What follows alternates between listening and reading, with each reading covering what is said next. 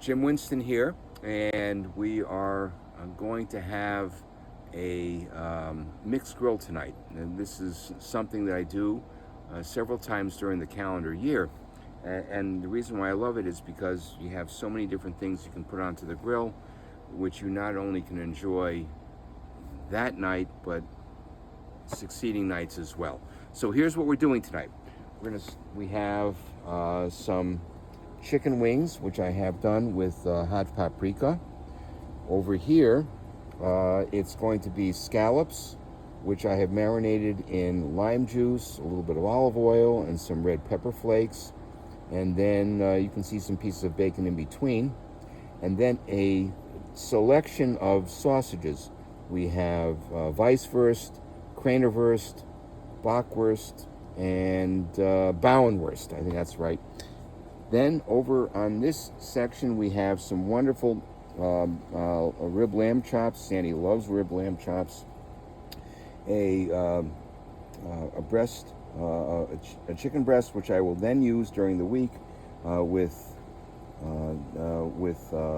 Caesar salad, some pork chops seasoned nicely, and then a ribeye that has been drying out and hopefully is wonderful. Now, here it is, this wonderful thing, and what are we going to do is we're going to be looking at a couple of wines that I've been very interested in trying. We're going to be looking at two different wines from the Piedmont, and the first wine, they're both from Galarin,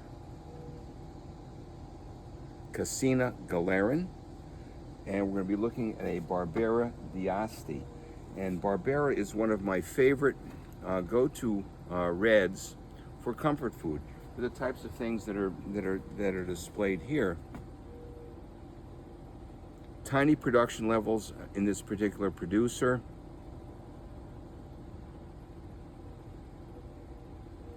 Goes to a lot of top restaurants in New York City. And Barbera can be both something that is just, quaffable, you just drink it, or they can have more texture to them, more depth, flavor, concentration, beautiful color. Oh, what a scent.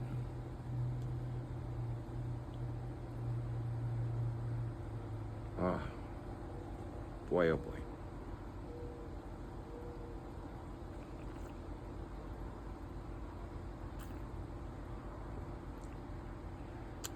It's silky,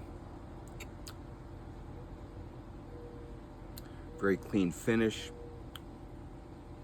nice dryness at the close. Why do I want that? Because I want to have this and then have some lamb chops or something here on the table. That's why. Try another sip here.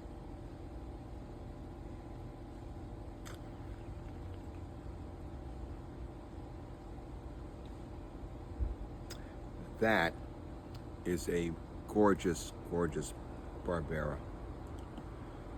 Sometimes they can be a little bit thin, very enjoyable to chill with down, and you could chill this wine down too. And now, a white wine from the same producer, Cascina Galarin, and it is an Arneis. Arneis is a varietal that's produced in Piedmont. So, and this comes from the Langhe. Langhe is very, very famous for producing what? Nebbiolo. Also producing what?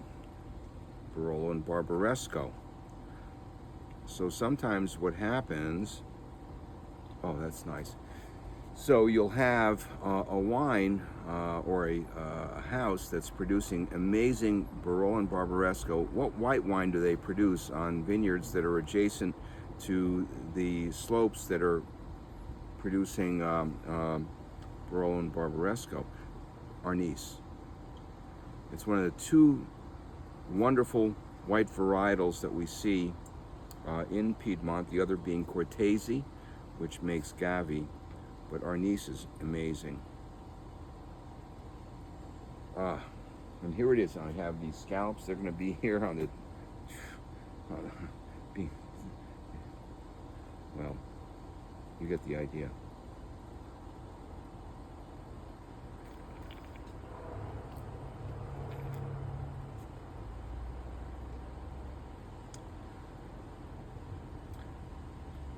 beautiful evening here. Another sip.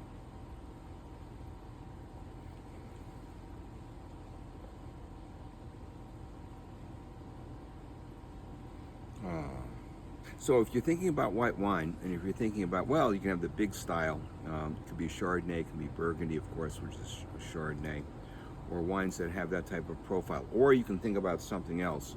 You can think about the freshness of Sauvignon Blanc, or maybe the crispness of Gruner Veltliner.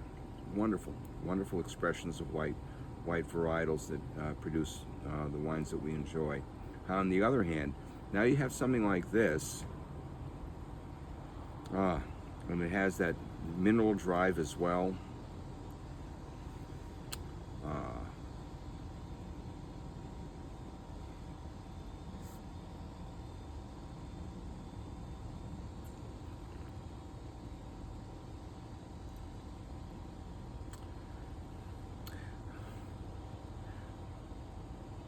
This is an amazing wine. You know, it's easier to find wonderful red wines such as the Barbera I just had, but when you have a beautiful white wine, that is something that you have to pay attention to, because so much of white wine is what? It's just something that you're just having. You know, it's flavorless, colorless alcohol water or something like that. But when you have something that has expression, when you have something that has flavors and has a silkiness, and you just can imagine, you know, what you can enjoy it with, such as these scallops, which I'm going to have later on. Anyway, cheers.